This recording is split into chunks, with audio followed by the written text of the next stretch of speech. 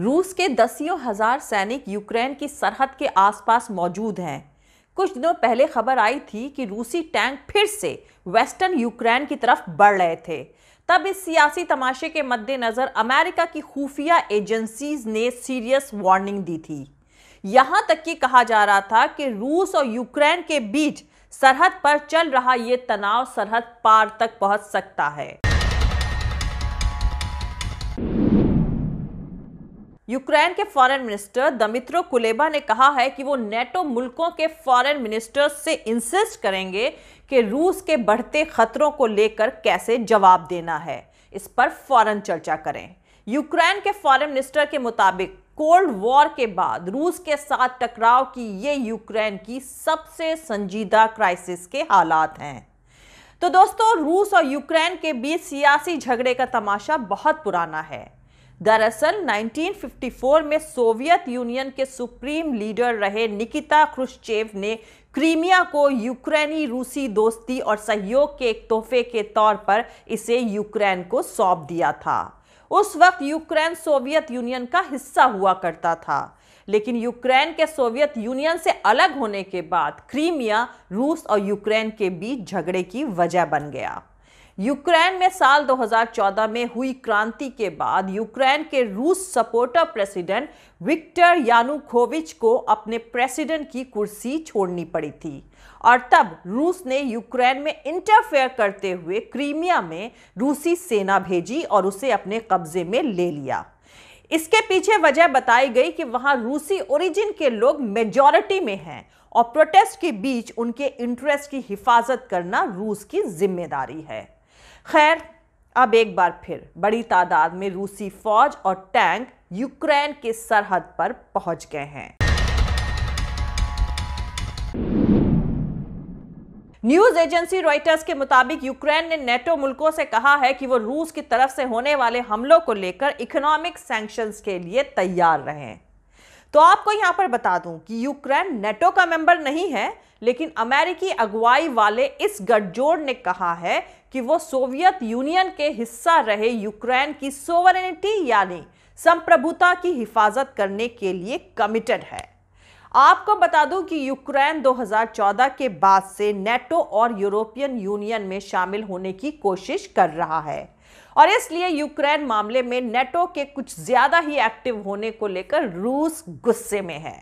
रूसी president Vladimir Putin ने warning देते हुए कहा था कि नेटो ने अगर अपनी सरहद लांघी तो रूस हाइपरसोनिक हथियार के साथ तैयार है और यूक्रेन में भी मिसाइलों की तैनाती कर दी जाएगी।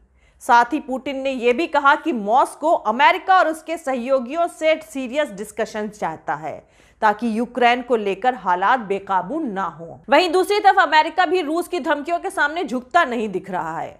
अमेरिका ने कहा है कि किसी भी मुल्क के पास यह हक नहीं है कि वो यूक्रेन को नेटो मुल्कों के साथ आने से रोक दे। तो दोस्तों, जानकारों का कहना है कि रूस लगातार ये मैसेज दे रहा है कि वो यूक्रेन को नेटो में शामिल होने से रोकने के लिए कुछ भी करेगा। जानकारों को लगता है कि ये पुतिन के लिए बहुत अहम है, क्योंकि पुतिन का मानना है कि वेस्टर्न कंट्रीज ने यूक्रेन को ये उम्मीद दी है कि वो नेटो का हिस्सा बन सकता है। वैसे यूक्रेन की नेटो में शामिल होने की ख्वाहिश कोई नई बात नहीं है, ना ही इसे लेकर रूस की नाराजगी नई बात है। रूस को लगता है कि यूक्रेन अगर नेटो में शामिल हुआ तो नेटो उसके दरवाजे तक पहुंच जाएगा। दूसरी तरफ रूस वैसे ही आजकल यूक्रेन के टर्की में बने ड्रोन के इस्तेमाल को लेकर भी काफी अनकंफर्टेबल है। यूक्रेन की फौज ने ईस्टर्न यूक्रेन में रूस सपोर्टेड अलगाववादियों के खिलाफ ड्रोन हमले किए हैं। वहीं क्राइमिया के पास न्यूक्लियर हथियार ले जाने में कैपेबल अमेरिकी बॉम्बर प्लेन्स की उड़ानों ने भी रूस को काफी परेशान किया हुआ है। इसलिए जानकारों का मानना है कि अगर यूक्रेन के नजदीक रूसी फौज की एग्रेसिव एक्टिविटीज दिख रही हैं तो इसका मतलब ये नहीं है कि डायरेक्ट वो मिलिट्री कार्रवाई करने जा रहा है। असल में ये पैगाम है जो पुतिन अमेरिका की अगुवाई वाले नेटो को देना चाहता है। वहीं यूक्रेन के लिए ये मैसेज है कि कुछ ऊट पटांग ना करे, जैसे कि डोनबास पर फिर से अपने कंट्रोल करने की कोशिश करना। कुल मिलाकर अगर कहा जाए तो ज्यादातर जानकारों का मानना है कि अमेरिका के लिए रूस का पैगाम यह है कि यूक्रेन में नेटो की ताकत ना पहुंचाई जाए, जैसे कि नए तरह के हथियार। और इसलिए शायद रूस की इंटेलिजेंस एजेंसी SVR ने यूक्रेन पर इसी हफ्ते बयान देते हुए 2008 के जॉर्जिया के साथ जंग का जिक्र किया है।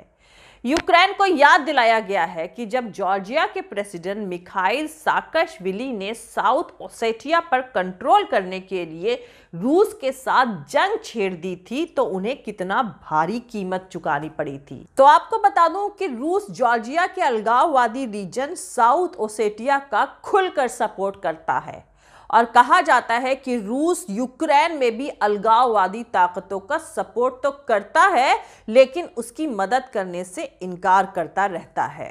रूस यूक्रेन में अलगाववादी ताकतों की मदद करने की बात को वेस्टर्न कंट्रीज का पागलपन कहकर खारिज करता रहता है। बहुत से डिफेंस मामलों के जानकार ये भी मानते हैं कि रूस के सरहद पार करके यूक्रेन के साथ झगड़े को बेतहाशा बढ़ा देने के पीछे कोई ठोस वजह नहीं है। लेकिन यूक्रेन की मिलिट्री इंटेलिजेंस के चीफ काइराइलो बुडानोव के मुताबिक इस वक्त यूक्रेन की सरहद पर तकरीबन 90,000 रूसी सैनिक तैनात हैं। हालांकि ये तादाद बीते साल मार्च और जून में हुए तनाव के वक्त की तैनाती से कम है, लेकिन फिर भी यूक्रेन की मिलिट्री इंटेलिजेंस के चीफ काइराइलो बुडानोव को लगता है कि रूस अगले साल तक कई डायरेक्शन से यूक्रेन पर हमला कर सकता है। वहीं थर्सडे को यूक्रेन के प्रेसिडेंट ने इस बात को भी क्लियर किया है कि उनका मुल्क डोनबास में घुसने की किसी प्लानिंग पर काम नहीं कर रहा है।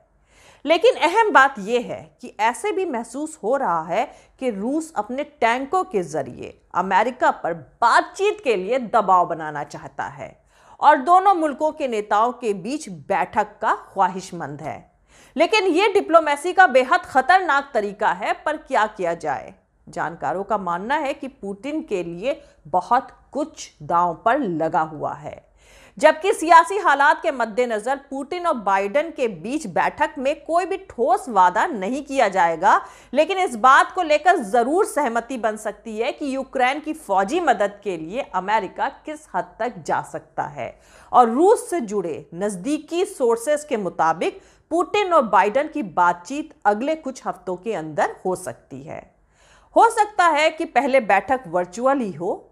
हालांकि व्हाइट हाउस ने अभी इसको लेकर कोई कंफर्मेशन नहीं दिया है। आपको बेहद दिलचस्प सियासी तमाशे के बारे में बता दूं कि जब बीते साल अप्रैल में रूस ने यह चाहा कि उसकी एक्टिविटीज अमेरिका की नजर में आए, तो उसने यूक्रेन की सरहद की तरफ टैंक्स भेज दिए थे। रूस की ताकत की यह नुमाइश काम कर गई और प्रेसिडेंट जो बाइडेन ने प्रेसिडेंट पुतिन से फोन पर बातचीत करी और फिर जून में जेनेवा में पुतिन और बाइडेन के बीच मुलाकात भी हो गई।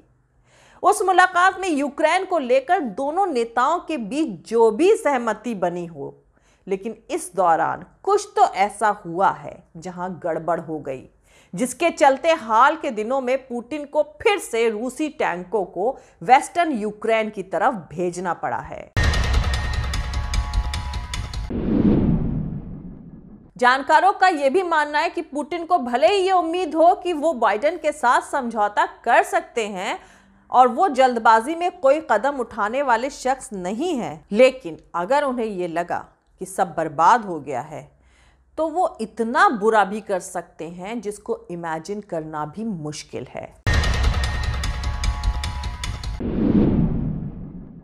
लेकिन ज्यादातर जानकारों को इस बात पर शक है कि रूस सीधा यूक्रेन के साथ टकराव चाहता है, क्योंकि इससे रूस पर सैंक्शंस बढ़ेंगे और वेस्टर्न कंट्रीज के साथ रूस के रिश्ते टूट जाएंगे। साथ ही यूक्रेन में जंग रूस की सरकार की लेजिटिमेसी और एकजुटता पर सवाल खड़े कर देगी।